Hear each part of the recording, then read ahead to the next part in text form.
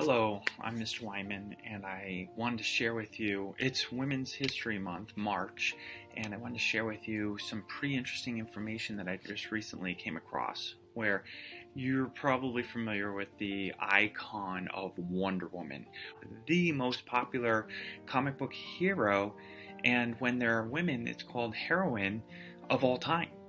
Well, in the original comic book series, there was this little insert called Wonder Women of History. And this was a feature that ran in Wonder Woman comics from 1942 to 1954. So it wasn't forever, but it ranged from 1 to 5 pages, and each entry or feature story tells the story of one woman who made a mark on history. A mark on history, like she stood out as someone important, right?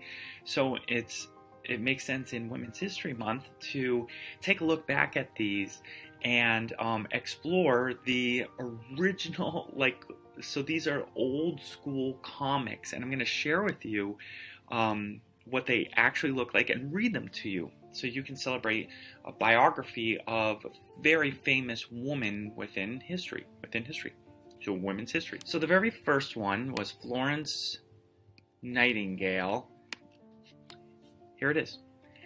This is the story of the Lady of the Lamp, a wise and beautiful English girl who, like Wonder Woman, gave up the birthright of her happy and protected home to save the lives of suffering humanity. Florence Nightingale was the first of her sex, the first woman to force her way as nurse into a British military hospital at the Crimean front, and there, with superhuman strength of will and purpose, she restored an entire army to health and efficiency. Wounded soldiers kissed her shadow on their pillows as she passed, and today millions of men and women fighting for the poor freedoms on war fronts all over the world bless the devoted nurses who follow the lead of the Angel of Crimea. So, and specifically poor freedoms, you'll hear the idea of that within this story. But this is like an overview, a summary, an intro to Florence Nightingale, who lived from 1820 to 1910. It is said that Florence Nightingale, at the beginning of her career, was inspired by an ancient statue of an Amazon maiden. Maiden would be woman, which she saw in Rome. So the Amazons are not, in this instance, are not people from South America that live along the Amazon River or within the Amazon rainforest. Amazon is a very ancient term. The Greeks used it, and apparently the Romans also used it. Oh, how strong she is. How beautiful. She seems to be telling me something. And this is Florence Nightingale, apparently. And then, and so this would be a legend, right? Strong women only can save suffering mankind. You are chosen. Begin your work. And that's coming from this Amazon warrior riding this horse. And here's a shield and sword. This reminds me of Wonder Woman. And the story of Wonder Woman is that she came from an Amazon community of powerful women, right? Like goddesses. All right, but Florence's nursing career really had already begun when she was 8 years old. Dressed in party clothes, she was waiting on the terrace. Terrace would be like a porch that's high up, not down on the ground floor maybe. And I guess it could be on the ground floor, but it's basically like a fancy porch. And you should know that Florence Nightingale comes from money and privilege, and she is not a poor person. She could have married a rich person and just enjoyed parties and never worried at all. Instead, she chose something different, and wait to find out. Be a good girl now, and wait right here for the carriage. Yes, Nana. I'm not sure if Nana is her grandmother, or perhaps more likely a maid or servant who was taking care of her, dressing her. Rich people back then, they had servants who actually clothed them because it was really involved. They had to look. Nana's probably tightening up, lacing a back of Florence's dress. At that moment, little Flo's beloved cat appeared, proudly carrying a kitten in its mouth. Ooh, Black Eye has kittens. How wonderful. Here, kitty kitty.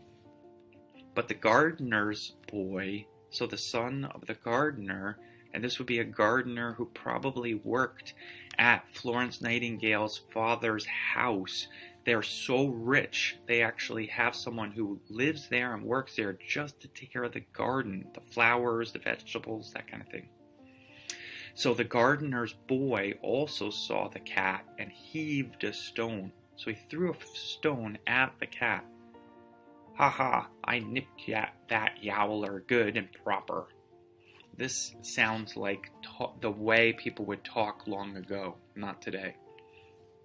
You wicked boy, how dare you hurt my cat? I'll tell Papa, and he'll cane you. Cane? It would be like a stick, and to cane you, using cane as a verb, means to hit you with a stick. Aw, what's an old cat to you anyway? In other words, the gardener's boy throwing rocks at cats doesn't care for the cat and is abusing it. He thinks that Florence shouldn't even care about the cat because she's so rich. She's going to a party. Like, what's the big deal with cats, right? Scarlet would beg to differ. How like this little drama was a scene years later when Florence unleashed her temper against British Army officials who refused medical supplies for wounded soldiers. In other words, we jump from her being 8 years old, taking care of a cat, to now making sure that Army military personnel get what they need in order to become well. With 1,000 suffering men waiting for these medicines, you dare torment them by delay? In other words, keeping the medication from them? I'll write my friend Herbert, the War Minister. Oh boy, she's threatening this officer. Aw, lady, what matter a few common soldiers? But if you insist, the main word here is common. Like, these aren't officers, these are just low-life pawns in the game of war. They don't matter because they're just the lowest level of soldier. He didn't care about them. The cat's life was saved because a little girl gave up her party to act as nurse. And this is foreshadowing because that's what Florence Nightingale does later on in life for her whole life, not just one party. Put that filthy animal down. Your clothes are ruined. You'll miss the party. So here's Nana, whoever that is, scolding the 8-year-old Florence Nightingale. What if I do? Dr. Blake must fix my kitty's poor hurt shoulder. So Florence isn't having it. She wants her kitten healed. And years later, the lives of countless soldiers were saved because a fashionable young lady gave up society to begin the hard-working career of a nurse. Fashionable, fashion means, clothing, like fancy clothing, but back in the day, it simply meant a woman of society would be someone of the upper class who has lots of money, plenty of money, so much so that he or she, like if it's a man of society, they don't have to necessarily work with their hands. They own so much that they can sit around reading the newspaper, buy and sell stocks, and not worry about work. Nurses are mere scrub women, like women who clean the floors and wash things. You'll miss your friends, your parties, your social life. He is saying, this is her father, is saying, if you become a nurse, you won't have these wonderful things that are easy and fun and you like. I know, Father, but I feel that I am needed. I must be a nurse. Here's an older Florence telling her dad, I'm called to do this. Harder even than giving up parties was the final sacrifice that Florence had to face. I love you, dear darling. Please, oh please, be my wife.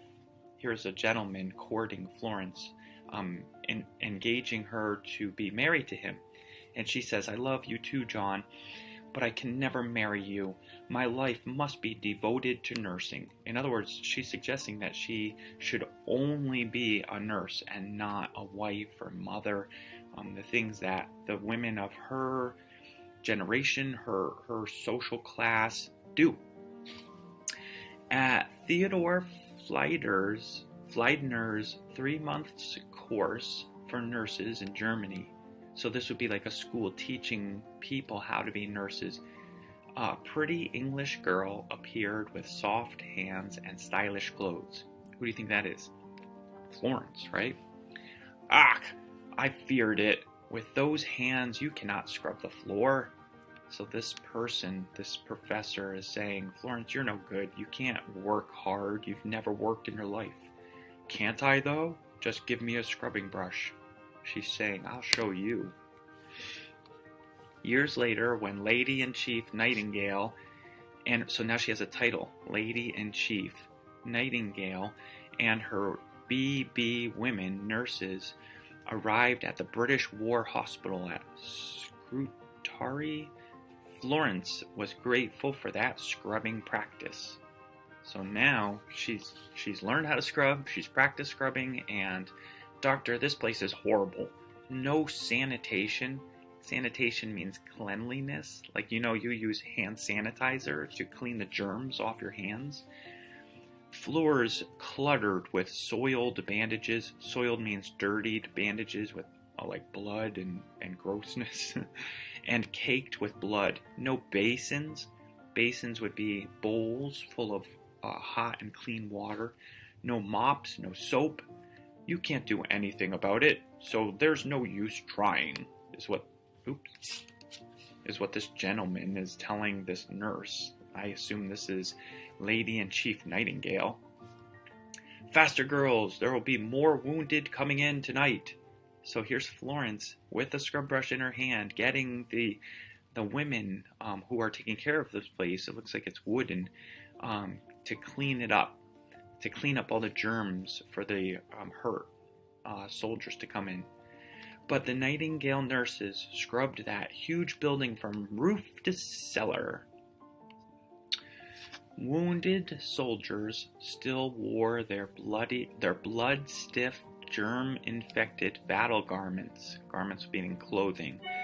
Then Nurse Nightingale organized a corps of soldiers, would be a group or a team of soldiers' wives, and put clean shirts on 2,000 men. Why is it so important to get the dirty clothes off and put clean clothes on? Well, in order to stop or stymie infection. Look at all the great vocabulary words you're learning through this little comic and video. Speed your arms, my friends. There's another 50 shirts waiting. Speed would be a verb here, meaning hurry up and put your get to work.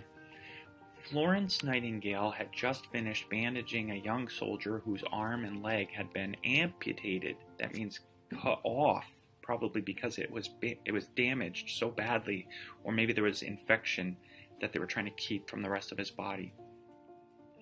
So he had been amputated without anesthesia. In other words, he didn't have pain medicine at all, and they cut off his arm and his leg. That's crazy. When the patient's supper was brought, so she was bandaging this soldier after he had gone through this surgery. I can't eat this. He's probably in so much pain that he can't eat anything. He feels nauseous, right? Which means you feel like you're going to throw up. I hope you don't feel nauseous simply listening to this video or reading this comic. No wonder it's nothing but grizzle. Grizzle would be like fat and bone and like the yucky part from meat. Grizzle and bone. You need a special diet. I'll cook it myself. So Florence Nightingale is saying, I'm not even going to feed you this horrible food. I don't approve too much indulgence. Indulgence would be like soft, like being too easy on someone. So she's going to make a meal just for this guy. And he's saying, no, he should get everything everybody else gets. These men are soldiers, not babies. So indulgence means like caring for them too much. Well, I mean, the guy just had his arm and leg cut off, right? Without any pain relief. I think he could get a nice meal. Within a week, the angel had equipped 2 extra diet kitchens with her own money. Now remember, Florence comes from money, so she wasn't a poor person who had to be a nurse. She had wealth behind her. She paid to make these new kitchens. Tell Tommy to eat all his broth. He needs the nourishment. Tommy will do anything you say, ma'am. So now she's changing in the eyes of these gentlemen, these soldiers. Water, water, give me water. I'm coming, my child. So look how Florence Nightingale is treating the soldiers who are hurt in the hospital. The hospital had no lights. At night, the men lay unattended in pitch darkness. In other words, there was no one to take care of them at night, only during the day. But Florence Nightingale, lamp in hand, and here you have the idea of the lamp, made the rounds nightly. There were 4 miles of wounded 18 inches apart. 4 miles of wounded 18 inches apart. In other words, there was only an 18-inch distance from man to man to man to man, right? On probably cots, like makeshift beds. And the lady of the lamp could minister only to the worst cases. But one boy wrote home. And here's some cursive, and this is why it's important to learn how to write and read cursive. What a comfort to see her. I don't know what that word is. It's hard to see. The hundreds, but we could kiss her shadow as it fell and something our heads on the pillow again. I'm getting better. Love, Jim. Miss Nightingale, I salute you. The death rate among our wounded has dropped from 1 man in 2. In other words, half of the men, 1 of 2, to 1 man in 50. So it went from half the men were dying, the death rate was half, to 1 in 50. So 1/50th of the wounded soldiers were dying. That's a huge jump. I am glad, but much still remains to be done. So she's not satisfied even with the 1 out of 50 dying. Organizing first aid at the battlefront under fire, Nurse Nightingale received the general's praise. Wow, so this isn't just an officer, this is the general, the person in charge of the military. At the war's end, a battleship and 3 bands waited to take England's heroine. So this is the word for a female hero, a heroine, home. But instead, Miss Smith booked passage quietly on a cargo boat and arrived unheralded. Unheralded would be without festivities, without praise and encouragement or celebration, at the back door of the Nightingale mansion. So her mansion, her father's house. So Miss Smith here, I'm inferring that she probably signed her name as Miss Smith in order to skirt around the praise and the parade and all of these festivities. Ere you get out. You can't. What do my eyes behold? Miss Florence. So look at these words. These are written in such a way as to show the dialect, like the accent of someone. Yes, Haskins, or at least what's left of me. In other words, she's saying that she is not the same person she was before, with fancy dresses and money and parties to go to. The tired angel, nerve-worn and racked with fever, so she had a fever, wanted rest. But as news of her arrival spread, the great grounds of Lea Hurst were crowded day and night with eager visitors, dukes, commoners, and peasants. So Lea Hurst, I'm inferring, is probably the name of her father's house, the Nightingale Mansion, because that's where she went, and she's probably lying in bed, maybe sick. Oh, mother, send them all away. I want no acclaim. Acclaim would be like awards, or fame. Loving service is its own reward. In other words, she's happy enough just having done what she did. England was on fire with gratitude to the soldier's angel. So the woman who took care of the soldiers is now seen as an angel, having saved their lives and helped so many. The Duke of Cambridge called the greatest mass meeting ever held in London. That's pretty impressive. $200,000 was raised to found the Nightingale Training School for Nurses. Wow.